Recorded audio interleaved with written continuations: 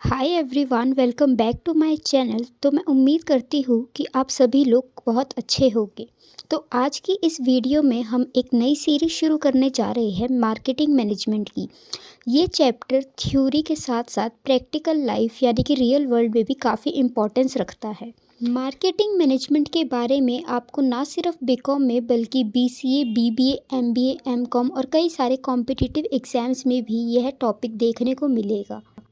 तो अब हम पूरा का पूरा मार्केटिंग मैनेजमेंट एक सीरीज़ के थ्रू चलाएंगे और आपको डेली एक वीडियो देखने को मिलेगी जिसमें पूरा मार्केटिंग मैनेजमेंट का कॉन्सेप्ट इजी वे में समझाया गया है। इसलिए बिना टाइम वेस्ट करिए चलते हैं हम अपने चैप्टर की ओर। तो आज की इस वीडियो में हम समझेंगे what is market, what is marketing, features of marketing and importance of marketing. तो चलिए बिना टाइम वेस्ट करे हम आज के अपने पहले टॉपिक व्हाट इज़ मार्केट को समझते हैं। तो सबसे पहले जो मार्केट वर्ड है वो डिराइव कहाँ से हुआ है। मार्केट वर्ड एक लैटिन वर्ड मार्केटस से डिराइव होता है जिसका मतलब है मर्केंडाइज, ट्रेड या फिर कोई भी ऐसी प्लेस जहाँ पर बिजनेस कंडक्ट किया जाता है। यानी कि अगर हम आसान भाषा में समझें तो हर वो जगह जहाँ पर बाइंग एंड सेलिंग की एक्टिविटीज़ कंडक्ट होती है उस जगह को मार्केट कहते हैं।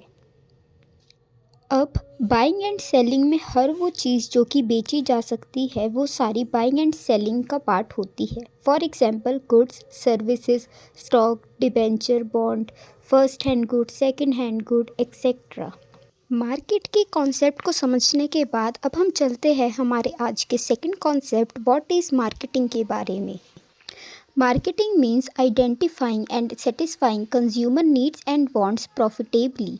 यानी कि अगर हम इसे आसान भाषा में समझें तो मार्केटिंग एक काफ़ी कॉम्प्रिहेंसिव टर्म मानी गई है जिसके अंदर हमें हमारे गुड्स एंड सर्विसेज सिर्फ सेल नहीं करने बल्कि इसकी स्टार्टिंग ही कंज्यूमर नीड्स को आइडेंटिफाई करके उनके अकॉर्डिंग प्रोडक्ट बना के उन प्रोडक्ट्स को कंज्यूमर्स को इस तरह से बेचना है ताकि उनकी जितनी भी वांट्स है वो सेटिस्फाई हो सके और हम उनसे प्रॉफिट अर्न कर सकें।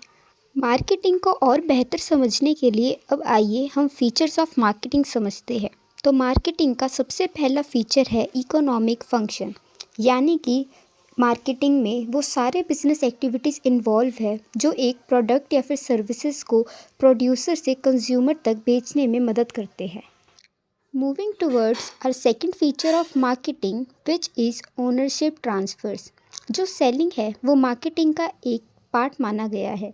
इसलिए यहाँ पर लीगल प्रोसेस के थ्रू ओनरशिप राइट्स जो कि प्रोडक्ट और सर्विसेज में होते हैं वो ट्रांसफ़र होते हैं। यहाँ पर सेलर को ओनरशिप राइट्स मिलते हैं प्रोडक्ट एंड सर्विसेज के बदले में सेलर को उनका प्राइस। इसके बाद मार्केटिंग का सबसे इम्पॉर्टेंट फीचर आता है जो है कि ये एक कस्टमर ओरिएंटेड एक्टिविटी है। यानी कि इसमें जो भी बिजनेस एक्टिविटीज़ होएगी वो सारी कस्टमर को ध्यान में रखकर होएगी। यहाँ पर प्रॉफिट अर्निंग किसी भी कंपनी का मेन मोटिव नहीं होता बल्कि कंपनी का मेन मोटिव होता है अपने कस्टमर्स को सेटिस्फाई करना और उनकी नीड्स एंड वांट्स को प्रॉफिटेबली मीट करना। मार्केटिंग में जो भी प्रोडक्ट्स होएंगे वो as per the customer preferences ही प्रोड्यूस होएंगे। उसके बाद कस्टमर को सेल करते मार्केटिंग ख़त्म नहीं होती बल्कि वहीं से असली मार्केटिंग की शुरुआत होती है। मार्केटिंग में आफ्टर सेल सर्विसेज भी इंक्लूड होती है जिसके थ्रू कस्टमर्स किसी भी प्रॉब्लम को डायरेक्ट कंपनी से रिजॉल्व करवा सकते हैं। क्योंकि मार्केटिंग आफ्टर सेल सर्विसेज देती है इसलिए यही इसको एक कॉन्टीन्यूअस प्रोसेस बनाता है।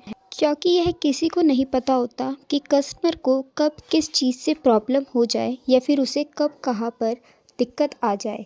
इसलिए मार्केटिंग को एक कॉन्टीन्यूअस प्रोसेस कहा गया है विच इज़ नेवर एंडिंग और एवर ऑन गोइंग प्रोसेस। इसके बाद मार्केटिंग का नेक्स्ट फीचर होता है प्रॉफिट ओरिएंटेड। यहाँ पर हम प्रॉफिट को मेन मोटिव तो नहीं कह सकते बट अगर कोई भी बंदा बिजनेस करने बैठ रहा है तो ऑब्वियस सी बात है कि वो प्रॉफिट ही कमाने के लिए बैठा है। इसलिए जो मार्केटिंग है वो प्रॉफिट अर्निंग पर फोकस करती है बट कस्टमर को ध्यान में रखकर। मार्केटिंग का नेक्स्ट फीचर आता है सोशल प्रोसेस। यानी कि जो मार्केटिंग है वो हाई स्टैंडर्ड ऑफ लिविंग को एनकरेज करती है क्योंकि मार्केटिंग में जो भी प्रोडक्ट्स बनते हैं वो as per the customer preferences and needs ही बनते हैं। यानी कि यहाँ पर फालतू की चीज़ें प्रोड्यूस नहीं होएगी और जो भी चीज़ें प्रोड्यूस हो रही है वो साथ के साथ सेल हो जाएगी। अब फीचर्स ऑफ मार्केटिंग समझने के बाद हम समझते हैं कि मार्केटिंग की इम्पोर्टेंस रियल लाइफ में क्या है। तो हम यहाँ पर इम्पोर्टेंस को 3 हिस्सों में बांटेंगे। Importance of marketing to the firm, importance of marketing to the consumers, importance of marketing to the society. तो आइए अब हम सबसे पहले importance of marketing to the firm समझते हैं। यानी कि मार्केटिंग से फर्म, प्रोड्यूसर, सेलर या फिर मैन्युफैक्चरर को क्या क्या यूज़फुलनेस देखने को मिलती है। मार्केटिंग का सबसे पहला इम्पोर्टेंस ये होता है कि वो प्लानिंग और डिसीजन मेकिंग में फर्म को हेल्प करता है। अब अगर मान लो कोई भी फर्म है, उसे कोई प्रोडक्ट मैन्युफैक्चर करना है, तो प्रोडक्ट क्या मैन्युफैक्चर करना है और किसके लिए मैन्युफैक्चर करना है, ये काफ़ी मुश्किल हो जाता है डिसाइड करना। तो मार्केटिंग स्टार्ट ही इस चीज़ से होती है कि आपको जो भी आपके टारगेट कस्टमर्स है, यानी कि आप जिसके लिए प्रोडक्ट प्रोड्यूस करना चाहते हो, चिल्ड्रंस के लिए, मिडिल एज पीपल के लिए, ओल्ड एज पीपल के लिए, उनकी नीड्स एंड वांट्स को आइडेंटिफाई करो। इससे फर्म को काफ़ी इजी हो जाता है कि उन्हें क्या चीज़ें प्रोड्यूस करनी चाहिए। सेकंड इम्पॉर्टेंस है कि आपका प्रॉफिट इंक्रीज़ होता है। अगर कोई कंपनी मार्केटिंग में प्रॉपर डिटेल रिसर्च कर कंज्यूमर्स को ध्यान में रख के उनके ही according products and services manufacture या रेंडर करती है, तो ऑब्वियस सी चीज़ है यहाँ पर ओवर प्रोडक्शन या फिर लेस सेलिंग के कॉन्सेप्ट रिड्यूस हो जाते हैं और आपको अपने प्रोडक्ट्स एंड सर्विसेज सेल करने में ज़्यादा प्रॉब्लम नहीं आती, जिससे ऑटोमेटिकली आपका प्रॉफिट इंक्रीज़ होता है क्योंकि सेल इंक्रीज़ हो जाती है। थर्ड पॉइंट, बूस्ट सेल्स का रिपीट होता है। अगर आप कंज्यूमर प्रेफरेंसेस के अकॉर्डिंग गुड्स मैन्युफैक्चर कर रहे हैं, तो फिर गुड्स अनसोल्ड रहने के चांसेस कम होते हैं, आपकी सेल इंक्रीज़ होती है। सेल इंक्रीज़ होती है तो आपका ऑब्वियस सी बात है प्रॉफिट इंक्रीज़ होता है। और यहाँ पर एक पॉइंट ये भी है कि अगर आपकी सेल इंक्रीज़ हो रही है तो आपकी cost of production per unit कम हो जाती है, जिससे भी आपका प्रॉफिट इंक्रीज़ होता है। इसके बाद सबसे इम्पॉर्टेंट पॉइंट आता है कि आपकी कंपनी की गुडविल या फिर रेपुटेशन अच्छी होती है मार्केट में।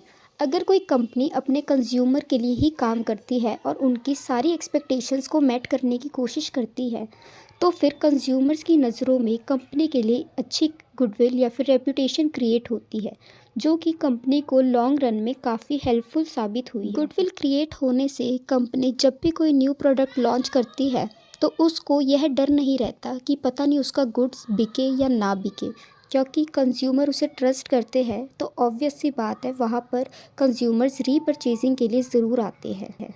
अब हम समझते हैं कि जो मार्केटिंग है वो कंज्यूमर्स की लाइफ में कैसे इम्पोर्टेंट रोल प्ले करती है। तो सबसे पहला इम्पोर्टेंस आता है global reach. Producers various methods and techniques of marketing use करते हैं कंज्यूमर्स को अपना प्रोडक्ट बेचने के लिए।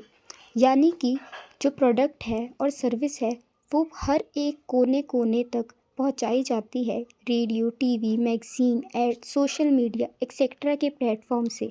मार्केटिंग से हम रूरल और अर्बन एरियाज़ दोनों को कनेक्ट कर सकते हैं और यहाँ पर हाई स्टैंडर्ड ऑफ लिविंग भी इंक्रीज़ होता है। मार्केटिंग एजुकेट्स और अवेयर्स कस्टमर्स अबाउट द प्रोडक्ट और services existence in the market.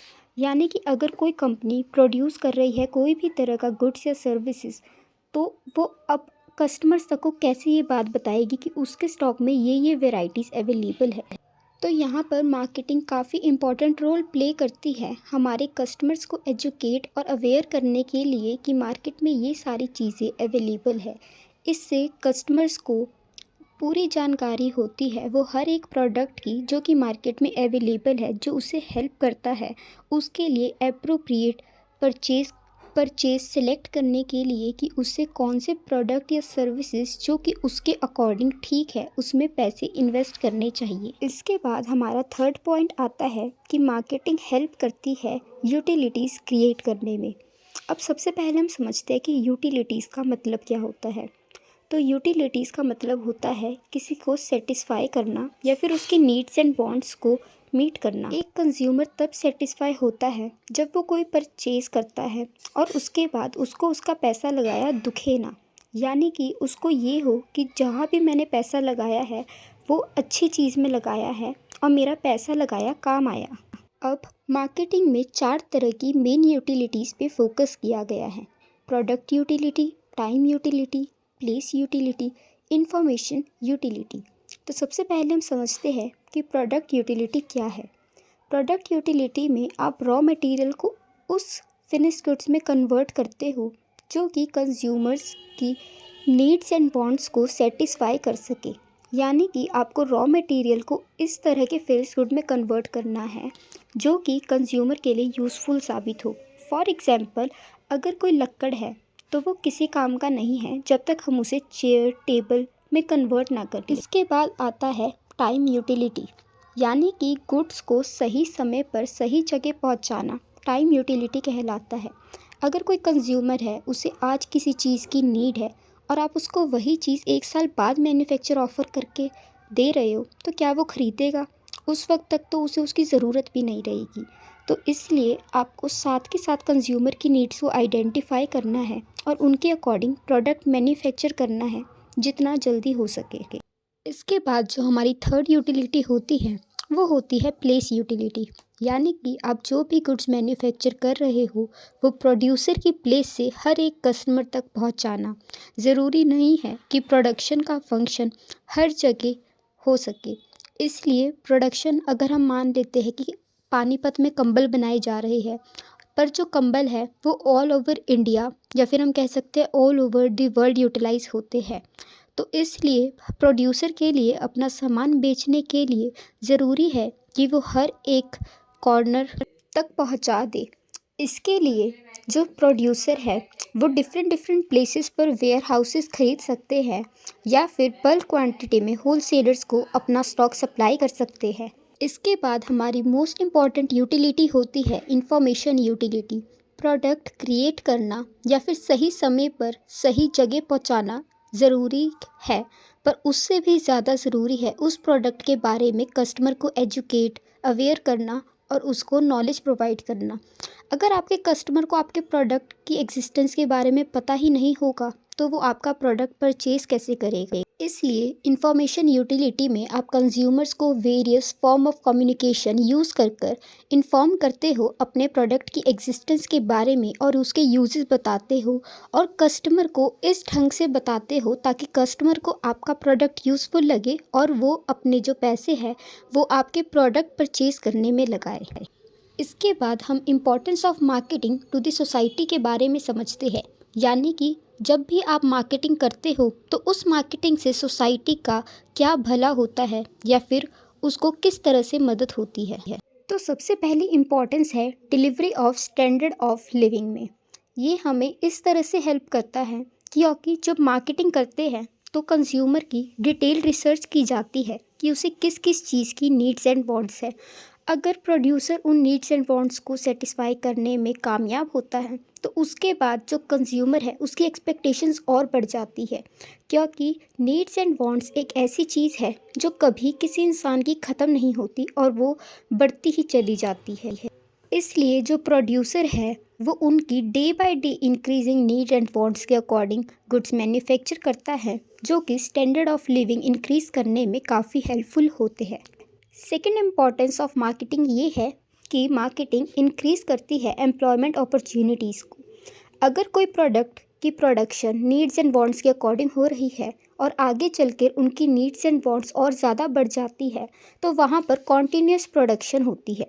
अगर प्रोडक्शन ज़्यादा है तो मार्केटिंग ज़्यादा होगी। More demand is equal to more sales is equal to more marketing, more production and the cycle keeps on going. अब हमें production, selling, marketing, after sale services इन सभी के लिए मैन पावर की नीड होती है, जिन्हें मीट करने के लिए automatically more employment opportunities create की जाती है। मार्केटिंग से नेशनल इनकम भी इंक्रीज़ होती है। अगर हम ज़्यादा प्रोडक्शन कर रहे हैं तो उससे production cost per unit decrease होती है, जिसकी वजह से मोर प्रॉफिट होता है, which leads to increase in national income. तो इसी के साथ हम आज की हमारी इस वीडियो को यही समाप्त करते हैं। अगर आपको वीडियो अच्छी लगी हो then do like share subscribe and comment. Thanks for watching.